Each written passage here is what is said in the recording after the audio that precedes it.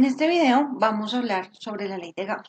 Entonces, previamente habíamos visto cómo calcular el campo eléctrico en un punto P debido a una distribución volumétrica de carga con densidad de carga ρ en el punto R'. Entonces, en este caso, habíamos visto que un elemento de volumen de B', pues produce un campo eléctrico en el punto P y ese campo eléctrico lo podíamos calcular a partir de una constante veces la integral de ρ de R' de volumen sobre la distancia entre el elemento de volumen y el punto P, que es R cuadrado, en la dirección del vector R unitario, que va desde el elemento de Q hasta el punto P.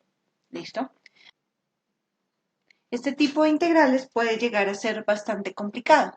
Entonces vamos a ver que para ejemplos o para problemas con simetrías específicas, pues existe una forma alternativa para calcular el campo eléctrico a partir del concepto del flujo eléctrico. ¿Listo? Entonces vamos a definir qué es el flujo eléctrico.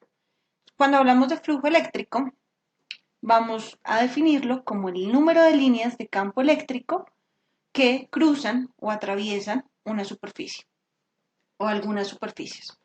Para entender este concepto, pues vamos a suponer que aquí tenemos unas líneas de campo eléctrico E y estas líneas de campo eléctrico atraviesan una superficie. Entonces tenemos esta superficie morada que está siendo atravesada por las líneas de campo eléctrico.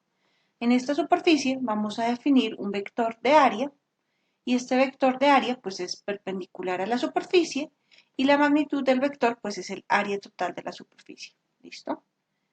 Y la dirección pues es la normal o el vector normal o perpendicular a la superficie. Entonces el vector de área pues se orienta de diferentes formas, en este caso va en esta dirección perpendicular a la superficie y en este caso pues el vector de área va en esta dirección perpendicular a la superficie. Entonces veamos cómo es el flujo eléctrico en cada uno de estos tres casos. Entonces el flujo eléctrico, pues ¿cuánto es? Pues el número de líneas que atraviesan la superficie morada. Entonces en general yo puedo escribir que ese flujo eléctrico pues es el producto del campo eléctrico por el área total, en este caso. Ahora en el segundo caso, pues ¿qué vemos? Pues hay un ángulo recto entre el vector de área y el flujo eléctrico. Entonces, ¿cuántas líneas están atravesando esa superficie?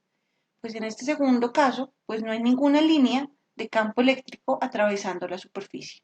Entonces, ¿cuánto vale el flujo eléctrico en este caso? Como no hay líneas atravesando la superficie, pues el flujo eléctrico vale 0. Y en el tercer caso, podemos darnos cuenta que existe un ángulo θ entre el vector de área y el campo eléctrico. Entonces, en este caso, pues el flujo eléctrico depende de ese ángulo θ. ¿Cuánto vale? Pues vale el campo eléctrico veces el vector de área por el coseno del ángulo que hay entre el vector de área y el campo eléctrico, coseno θ. Listo. En general, ¿qué podemos decir para este campo eléctrico? Para este flujo eléctrico, pues en general lo que podemos decir es que el flujo eléctrico es igual al producto punto entre el vector campo eléctrico y el vector de área que definimos perpendicular a la superficie. Y esto es válido siempre y cuando tengamos un campo eléctrico homogéneo. ¿Qué sucede si tenemos un campo eléctrico que no es homogéneo? Entonces en esta figura tenemos un campo eléctrico E, pero la dirección de ese campo va cambiando y el vector de área que sale de la superficie pues sigue siendo perpendicular a la superficie. ¿Listo? Entonces en este caso pues ya no puedo decir que el campo eléctrico es constante sobre toda la superficie y el flujo eléctrico pues entonces se convierte en la integral del campo eléctrico punto de área sobre toda la superficie. ¿Bien? Ahora, ¿qué sucede si tenemos una superficie cerrada? Pues si tenemos una superficie cerrada, pues el flujo eléctrico pues va a ser la integral sobre toda la superficie cerrada del producto punto de punto de A. Bien. Entonces, de punto A. Entonces veamos algunas características del flujo eléctrico o del flujo de campo eléctrico por diferentes superficies cerradas. Entonces aquí tenemos un ejemplo en donde tenemos 4 superficies cerradas. La superficie A1, que es esta azul, la superficie A2, que es un cubo, y la superficie A3, que también representa un cubo.